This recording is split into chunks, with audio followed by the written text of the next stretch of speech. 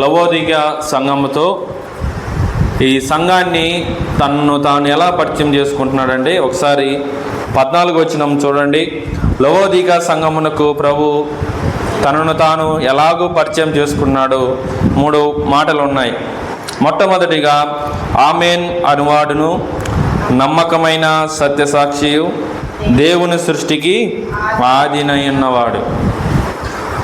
ఈ ఆమెన్ అనువాడు ఎవరు? ఈ సత్యసాక్షి నమ్మకమైన సత్యసాక్షి ఎవరు? తర్వాత మూడవదిగా దేవుని సృష్టికి ఆదినయున్నవాడు ఎవడు అనేది ఒకసారి మనం ధ్యానించుకొని తర్వాత మనం వాక్య భాగంలోనికి వెళ్దాం. ఆమెన్ వాడు, ఆమెన్ అనువాడు అనే మాటకు అర్థం, ఆమెన్ అంటే ఏంటమ్మా? ఆమెన్ మనం ప్రార్థనలో ఆమెన్ అంటాం కదా. ఆమెన్ అంటే ఏంది? అలాగూ జరుగునుగాక. మనం చేసే ప్రార్థన అలాగూ జరుగునుగాక అని అర్థం. సో యేసుక్రీస్తు కర్త అని, పరిశుద్ధుడు అని, ఇక చాలా పేర్లు ఉన్నాయి. కృపగల దేవుడు అని, ఇలాంటి చాలా పేర్లు ఉన్నాయి. ఈ ఆమెన్ అనువాడు కూడా ఆయన ఒక పేరుకు బిరుదు అన్నమాట. దేవుడు ఈ ఆమెన్ అనువాడు కూడా ఆ మాట ఈ యేసుక్రీస్తు వారికి ఉపయోగించబడింది.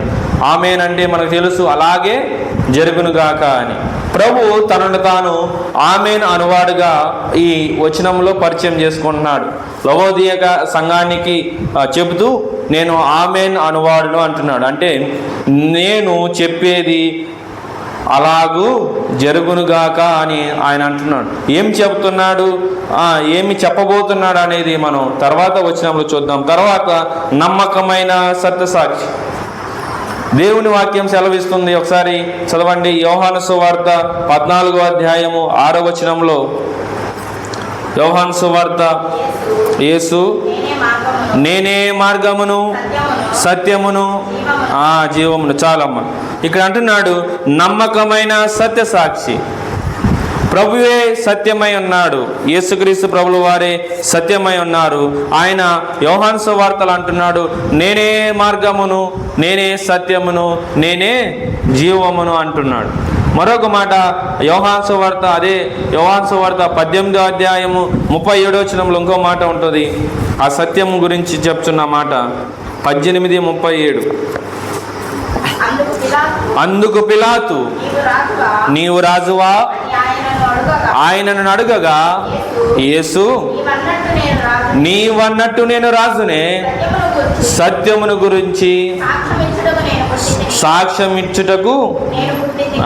చాలు, ఇక్కడ అంటున్నాడు నేను సత్యమును గురించి సాక్ష్యం ఇవ్వడానికి పుట్టాను అంటున్నాడు దేవుడు.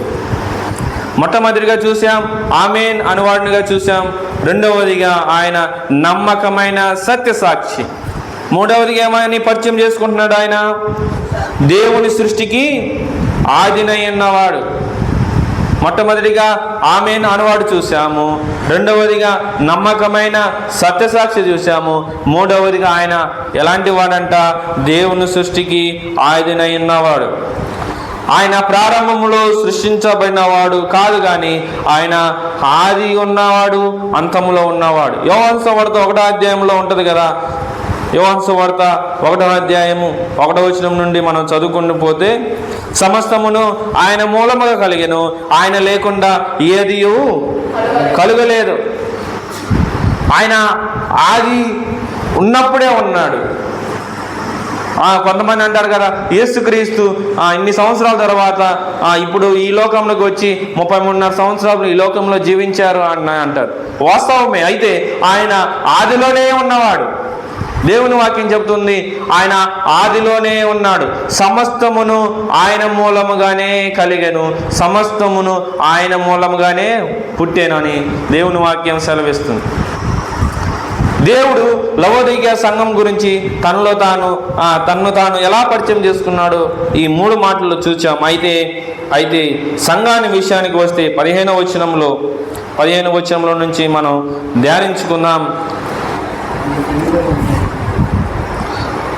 నీ క్రియలను నేను ఎరుగుదును, నీవు చల్లగానైనను వెచ్చగానైనను లేవు. చాలు, దేవుడు ఈ లవోదియక సంఘం గురించి కొన్ని తప్పులు చూపిస్తున్నాడు. ఆ తప్పులు ఏమిటో ఒకసారి మనం చూసుకున్నట్లయితే 16వ వచనంలో అంటాడు, నువ్వు వెచ్చగానైనను చల్లగానైనను ఉండక నులివెచ్చగా ఉన్నావు.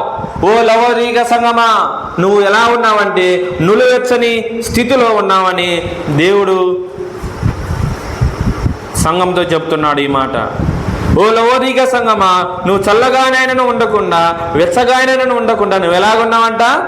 నులివెచ్చని స్థితిలో ఉన్నావు. నిలువెచ్చని స్థితిలో ఉన్నావని దేవుడు తనతో ఆ సంఘంతో మాట్లాడుతున్నాడు. అసలు చల్లనైనాను అంటే ఏమిటో, వెచ్చగానైనాను ఏమిటో, నులివెచ్చని స్థితి ఏమిటో ఒకసారి మనం ధ్యానించుకుందాం.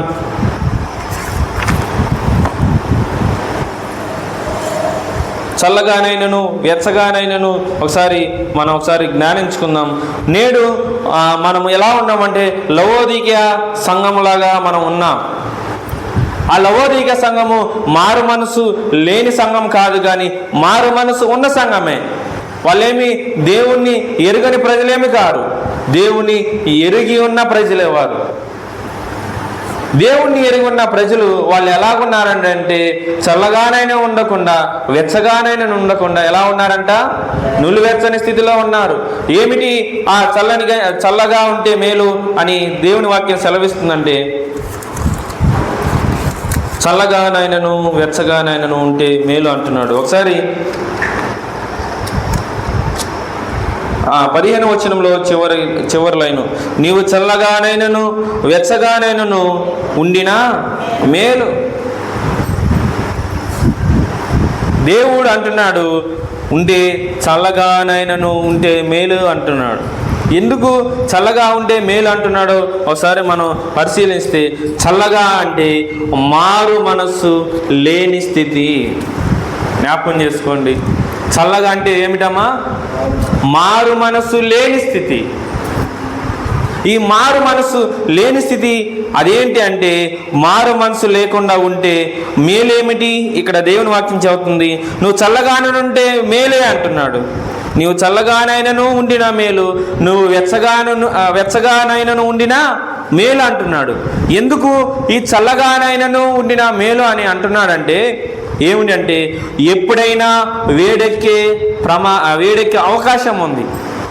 ఏమండి, ఒక నీళ్ళని తీసుకుందాం, ఒక చల్లని నీళ్లు తీసుకుందాం, చల్లగానైనాను ఈ చల్లని నీళ్లు తీసుకుందాం. ఇప్పుడు ఎండలో పెట్టామనుకో, ఇది ఏమైతే కాసేపటికి వేడవుతుంది కదా.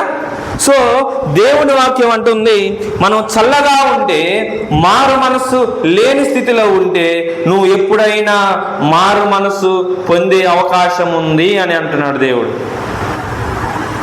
నువ్వు ఇంతకుముందు మారు మనసు లేని స్థితి, ఇప్పుడైతే మారు మనసు పొందే అవకాశం ఉందని దేవుని వాక్యం సెలవిస్తుంది మనకి.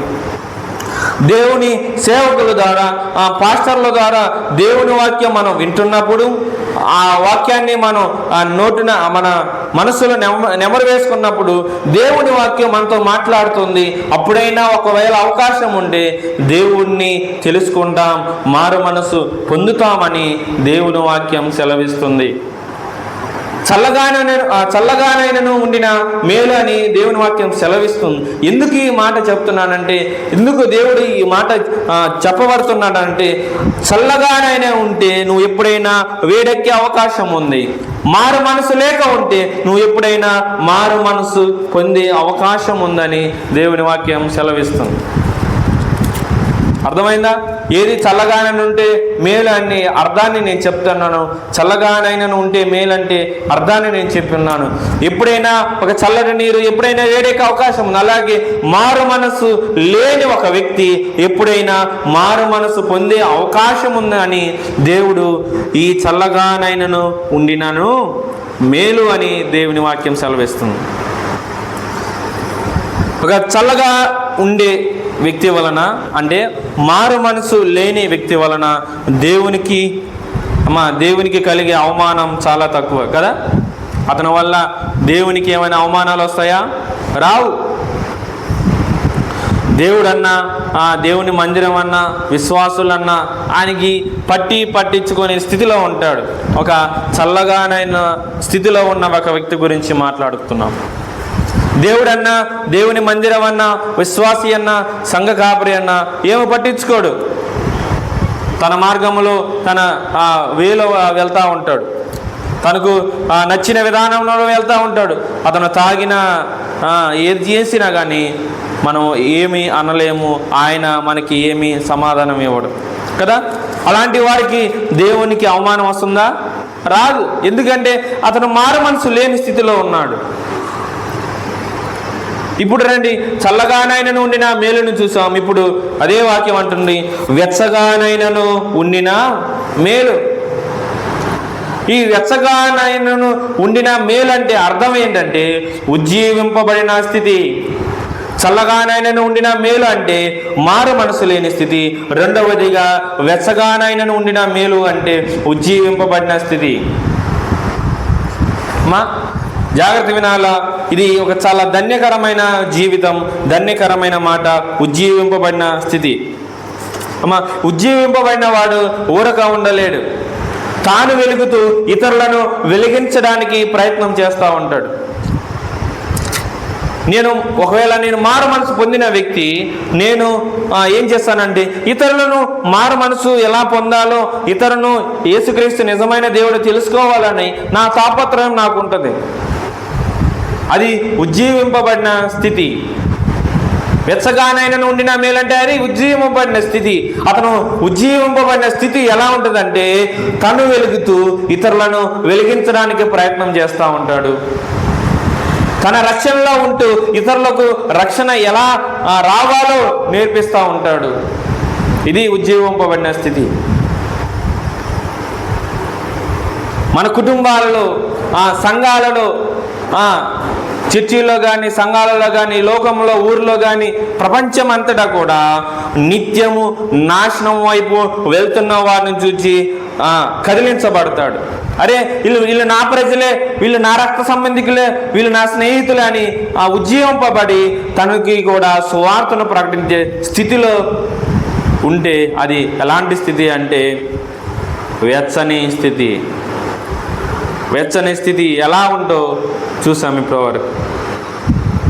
దేవుని వాక్యం ఖచ్చితంగా చెప్తుంది, నువ్వు చల్లగా ఉంటే మేలు, లేకపోతే వెచ్చగా ఉంటే మేలు.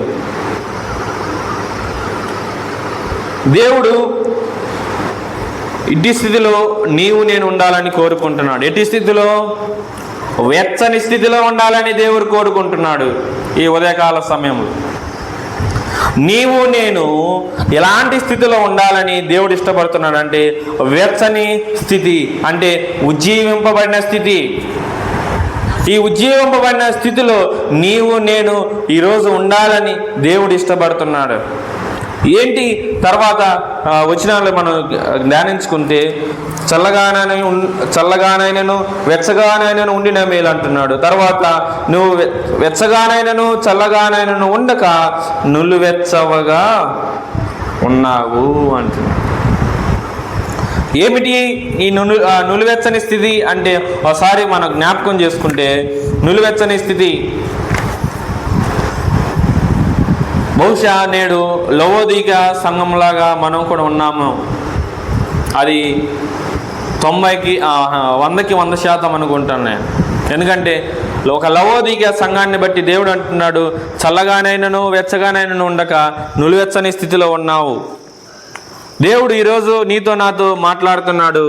మనం కూడా లవోదిక సంఘంలాగే ఉన్నామా? ఒకసారి మనం పరిశీలించుకుందాం. ఈ సంఘము చల్లగానైనను వెచ్చగానైనను లేదు, నులివెచ్చని స్థితిలో ఉంది. ఏ స్థితిలో ఉంది? నులివెచ్చని స్థితిలో ఉంది. ఏమిటి ఈ నులివెచ్చని స్థితి అంటే దేనికి చెందకుండా మధ్యలో ఉండడం.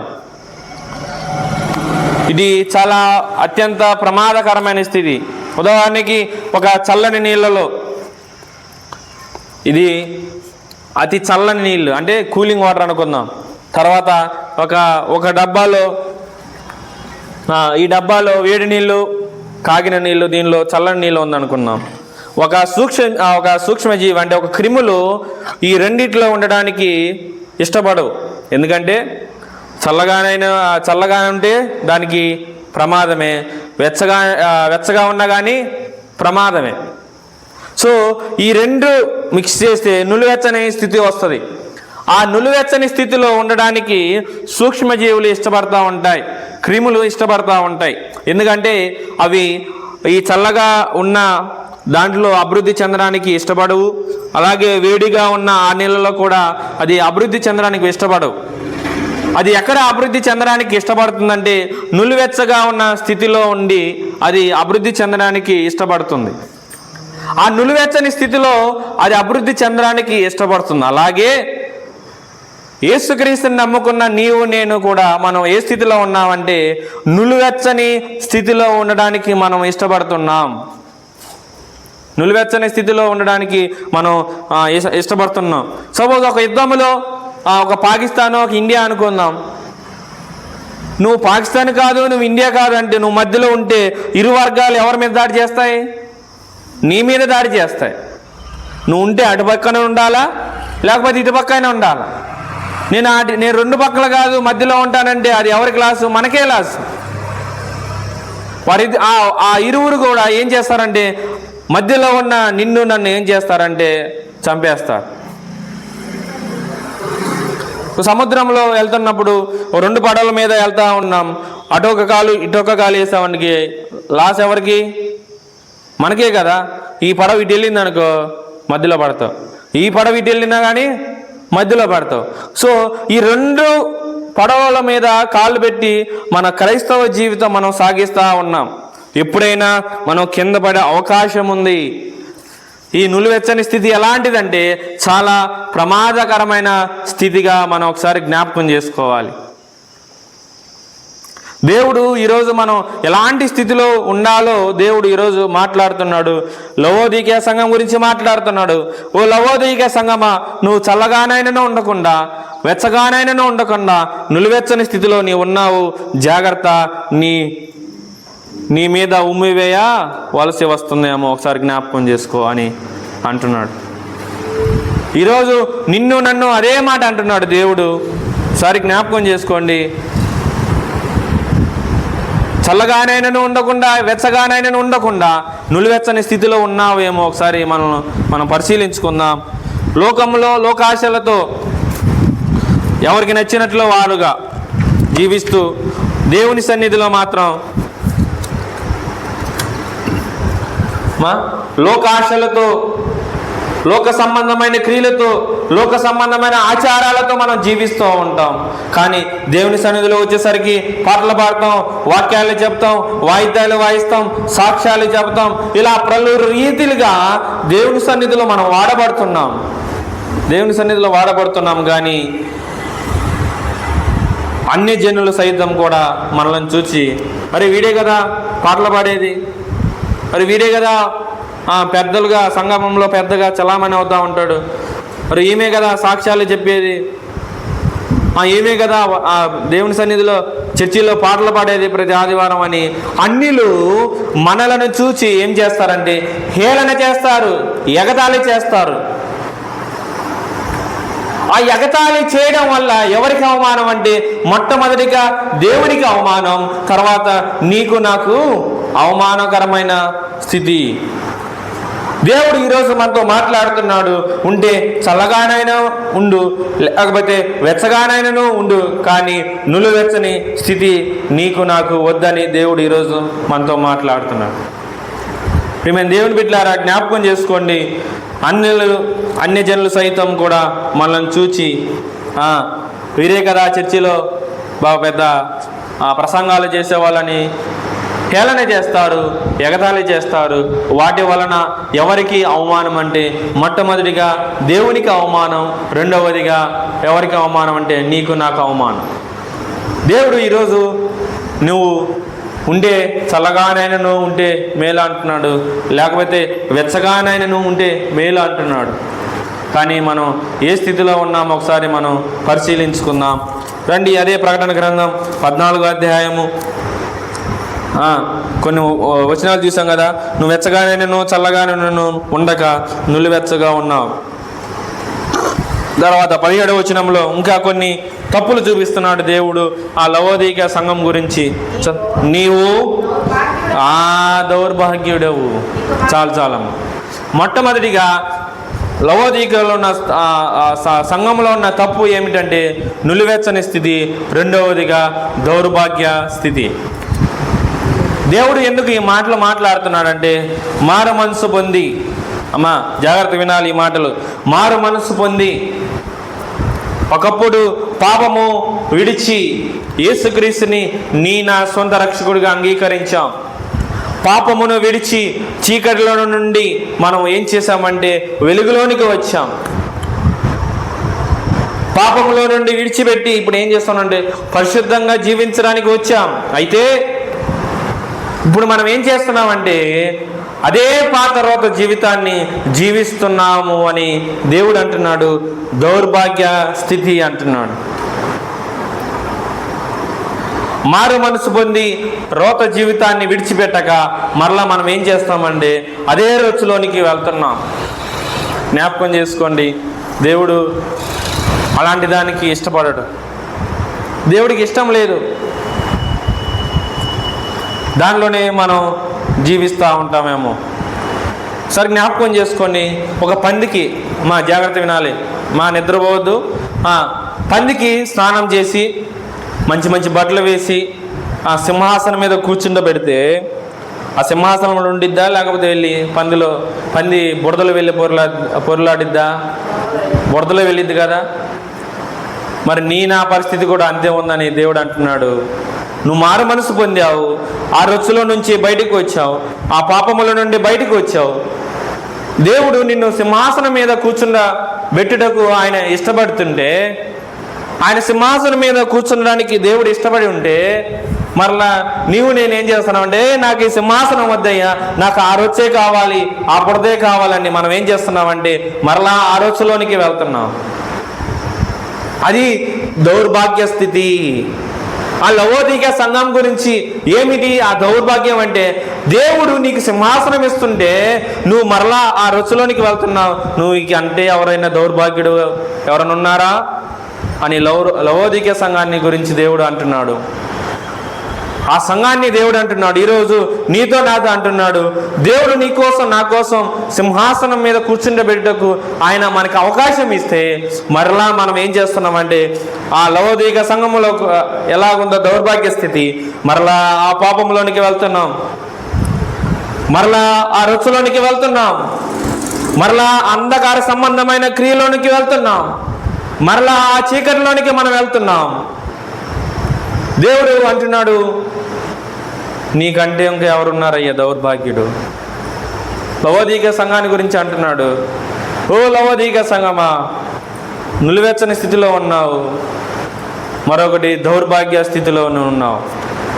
సింహాసనం ఇస్తుంటే నువ్వు మరలా ఆ పాపపు జీవితంలోనికి మరలా వెళ్తున్నావు అని దేవుడు ఈరోజు నీతో నాతో మాట్లాడుతున్నాడు.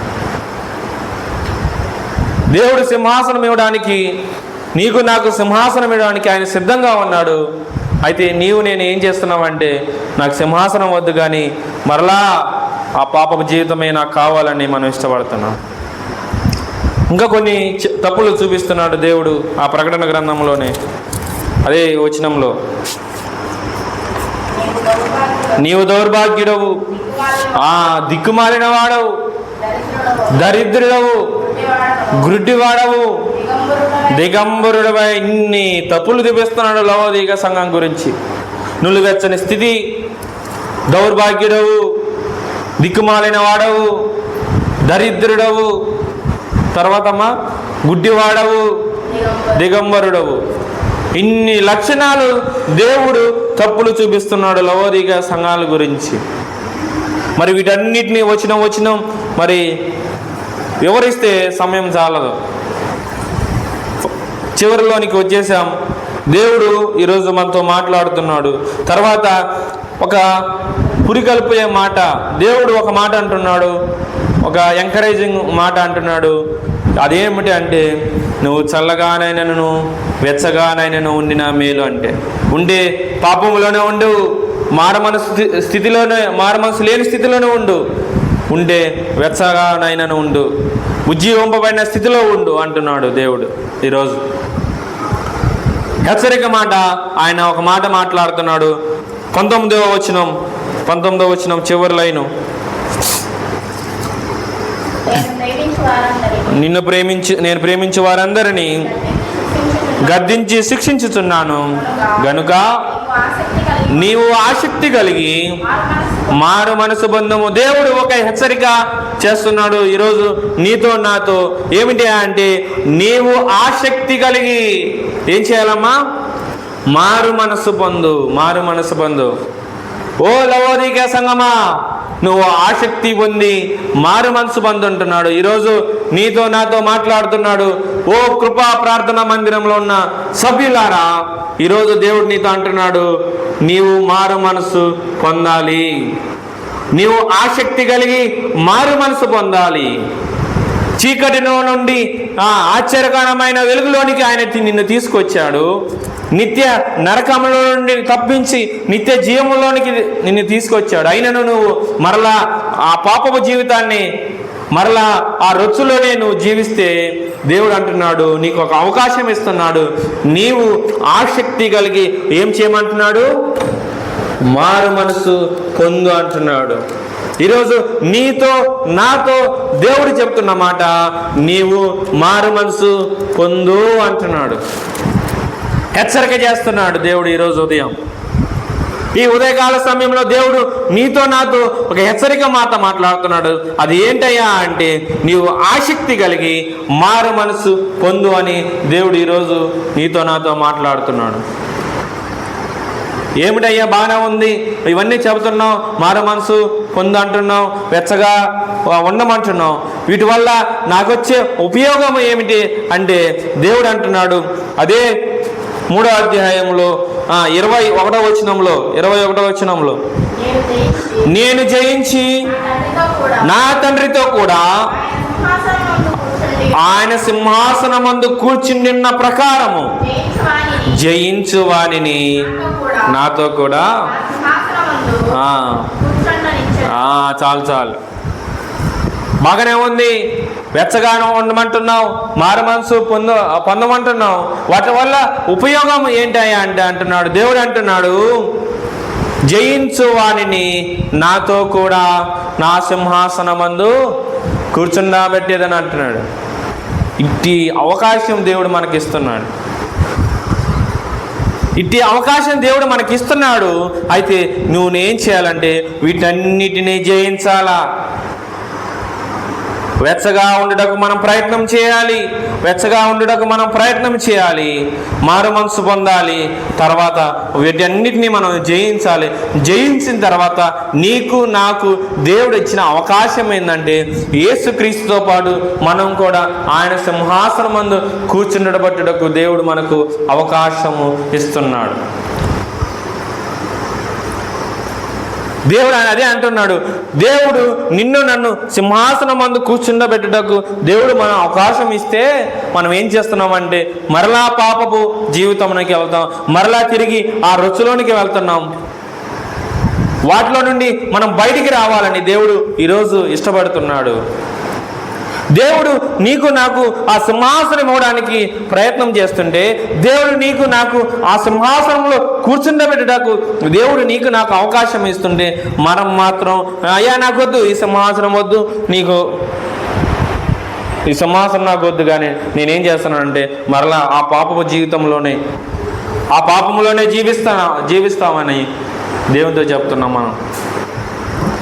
దేవుడు అంటున్నాడు ఈరోజు ఉదయకాల సమయమున దేవుడు ఆ ప్రతిఫలము ఏమిటి అంటే ఆయనతో కూడా ఆయన సింహాసనం మందు కూర్చుండబెట్టుటకు దేవుడు ఇష్టపడుతున్నాడు.